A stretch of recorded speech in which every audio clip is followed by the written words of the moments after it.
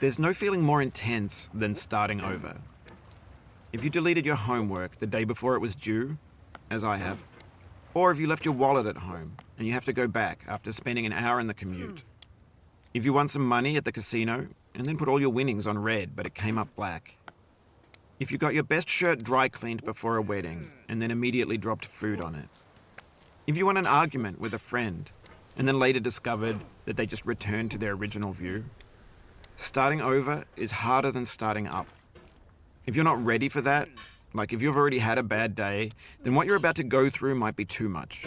Feel free to go away and come back. I'll be here.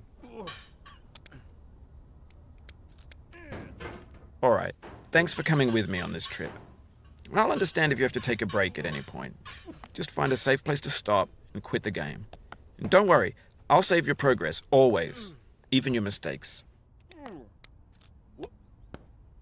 This game is a homage to a free game that came out in 2002, titled Sexy Hiking.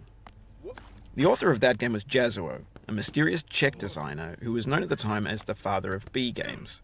And B games are rough assemblages of found objects. Designers slap them together very quickly and freely, and they're often too rough and unfriendly to gain much of a following. They're built more for the joy of building them than as polished products. In a certain way, Sexy Hiking is the perfect embodiment of a B game. It's built almost entirely out of found and recycled parts, and it's one of the most unusual and unfriendly games of its time. In it, your task is simply to drag yourself up a mountain with a hammer. And that act of climbing, in the digital world or in real life, has certain essential properties that give the game its flavor. No amount of forward progress is guaranteed. Some cliffs are too sheer or too slippery. And the player is constantly, unremittingly in danger of falling and losing everything. Anyway, when you start Sexy Hiking, you're standing next to this dead tree that blocks the way to the entire rest of the game. It might take you an hour to get over that tree, and a lot of people never got past it. You prod and you poke at it, exploring the limits of your reach and your strength, trying to find a way up and over. And there's a sense of truth in that lack of compromise. Most obstacles in video game worlds are fake. You can be completely confident in your ability to get through them once you have the correct method or the correct equipment or just by spending enough time. In that sense, every pixelated obstacle in Sexy Hiking is real.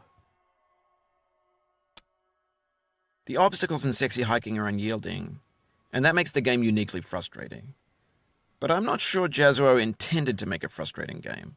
The frustration is just essential to the act of climbing, and it's authentic to the process of building a game about climbing. A funny thing happened to me as I was building this mountain. I'd have an idea for a new obstacle, and I'd build it, test it, and it would usually turn out to be unreasonably hard. But I couldn't bring myself to make it easier. It already felt like my